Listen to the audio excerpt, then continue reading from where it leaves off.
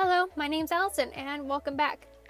Before I get started, I originally was going to have the process video for the animatic be what I was going to upload next, which if you haven't watched the animatic yet, I will have a link in the description below. Be the next video I uploaded. But I recently reached 2 follower milestones recently.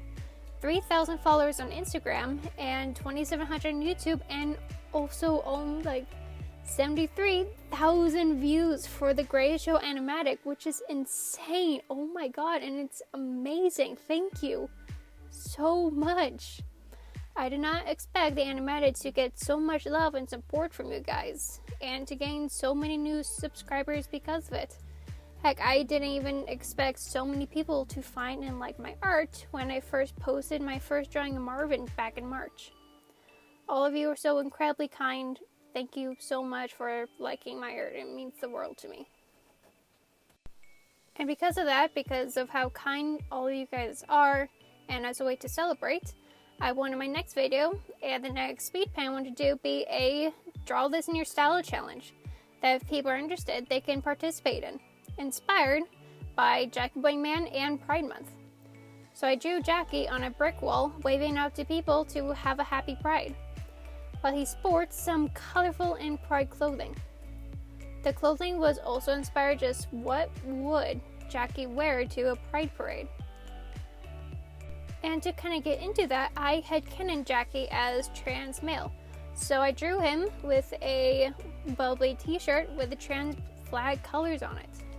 The pastel block hoodie was when Sean used to wear it when he wore his hair in a ponytail a little bit ago, just like Jackie is in this. But I just ended up switching colors just a little bit and added little stars to the end of the strings. The hoodie and the t-shirt were already brightly colorful, and I worried that the red spandex would make it a bit too much in the sense of his color palette. So instead, to balance it out, I had him wear dark blue jeans, but still having the bandages around his ankles and hands, since that's part of his initial character design I have for him.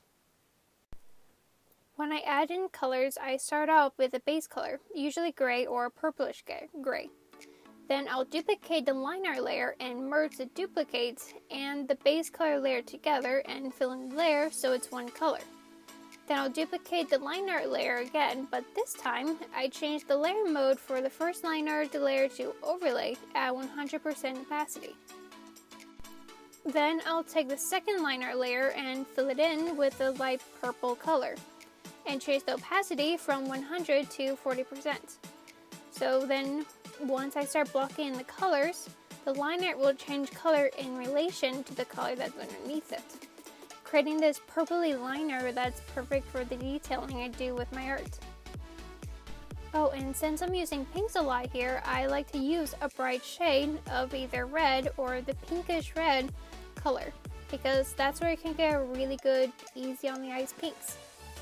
Oh, and I also tend to avoid using complete grays or whites. It's always an off color of it. And the only time I use a complete white is when I'm doing the shines for the eyes. And I do that so then the entire color palette can be in unison. So any grays I change the color saturation to them depending on the rest of the color palette. For example, with Jackie's bandages. They're gray, but they have a blue saturation to them. And the cool blue of his bandages are a nice contrast to the bright red of his suit, which I did end up adding in, so it looks like Jackie is wearing his red suit underneath. And for this drawing, I also changed Jackie's shoes to look like blue Converse. When I start getting into the background, I used 2 brushes for the brick wall, a colored pencil and a marker multiply brush from Max Pack comic brush set that you can buy from Maxchuliney on his website. I'll leave a link to his Instagram account if you want to check him out. Once I was done with blocking in the colors, that was when I started getting into the background. After getting in the base colors for the wall, buildings, and clouds in the background, I created a new layer and made it black and changed the layer mode to hue. I do this to see if the values for the piece works and making sure nothing blends in with another part of the image. And then I go back to work on the buildings, and I realized a good trick for drawing windows in tall office buildings is just shade in a rectangle of where you want the windows to be, and just erase it to create this grid, and it ends up looking like windows. Going back to values and contrasts, so while in black and white, the value between Jackie's blue sleeve and the sky are different. But in color, they're far too similar, so I changed the sky color from a sky blue to more of a purple.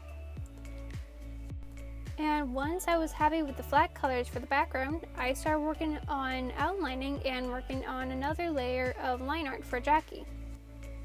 This is the final line art layer I work on, and I really like how it makes my art pieces and characters look. And I do have some rules I give myself for working on this. The inside parts of the ears don't get outlined, and same thing with the hands. Only the edges of the hand get outlined, while say the parts, the fingers that are touching, don't. This is also where I put in the shines for the eyes, and going on more with the eyes, I'll draw the outline around the pupil, but it doesn't touch the shine. It's probably extra work to create a whole other liner layer, but again, I really like how it looks. With the stars, I colored them in with a yellow as a way to simplify them so it's a lot more easier to see when you zoom out. Oh, and it's always good to remember to zoom out while drawing, just to see how everything's turning out so far. And it's also good to zoom out till the canvas is small, to make sure that can still be readable. Especially since in a lot of cases, people are viewing artwork either on a phone or basically on a small screen. So it's good to make sure it can still be readable when zoomed out. In Procreate, there is no gradient function.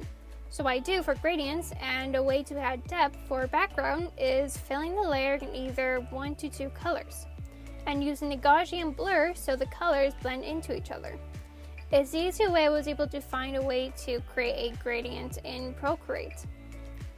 And as another character design thing I do with Jackie is adding these Band-Aid dots.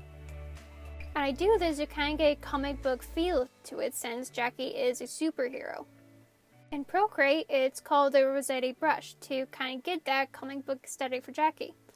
I mostly add it in as one last thing for shading and his speech bubble. And with the pride word, I give it a black outline so the colors could stand out more.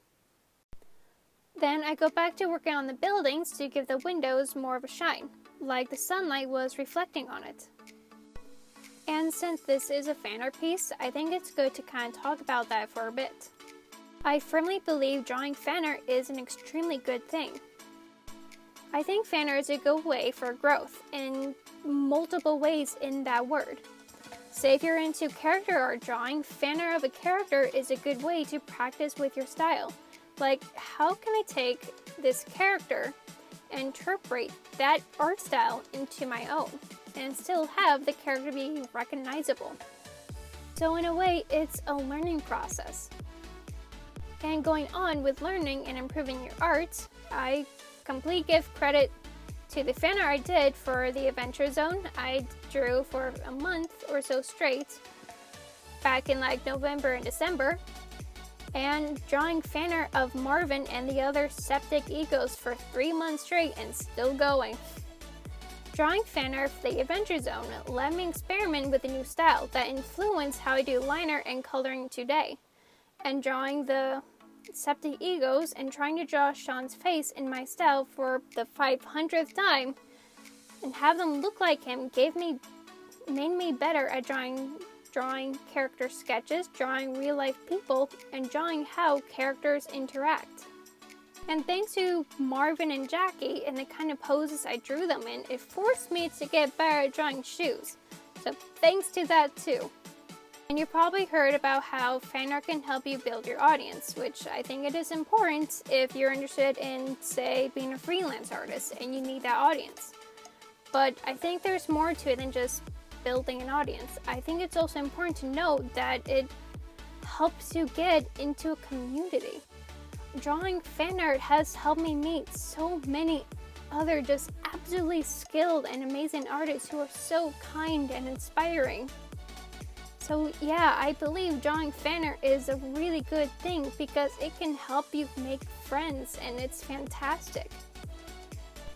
But I think it's also important to know that draw what you want to draw. While fan art is helpful in growth in multiple ways, it may not be as helpful if you're not really as motivated to draw it. So really, at the end of the day, just draw what you want to draw, whether that's original art or fan art. And as we get closer to the end here, I want to talk about how I do shading. For shading, I'll create a new layer and change the layer mode to overlay and change the opacity to 50%. Then use my own custom brush and a dark purple and shade in the eyes. Then I'll duplicate the layer and start working on the rest of it. I use this method instead of using multiply and a light purple because there's this rule thing with shading that you not only change the color on the color wheel, but you also make it darker. So say shading in a yellow, the darker color is more of an orange rather than a dirt yellow. And I realized you get the same thing when using 50% opacity overlay layer with a dark purple brush. You do have to add some layers for more lighter colors, but it works really well. I'm sure the same thing can be achieved with using a multiply layer, but I really like the colors I get using the overlay layer. And a bit ago, I drew JJ using the Lane Decker art style, and I've incorporated that style into my own. So I'll do these cross hatches for shading. That one I do on a normal layer of 100% opacity. And I started doing that to kind of give this marker feel to it, I think. And then at the end of this piece, I worked on the clouds for a bit, and I added a outline to the speech bubble to make it pop out more. And that is the process to how I drew Jackie, waving out to people saying Happy Pride. If you do draw this for a Draw This Your Style challenge, which is completely up to you if you want to do or not, please tag me. I would absolutely love to see your guys' interpretations on this. And thank you so much for watching. This will be available as a print on my Redbubble page if you're interested. Links to that and my social media accounts will be in the description below. Please stay safe and I hope you have an amazing day.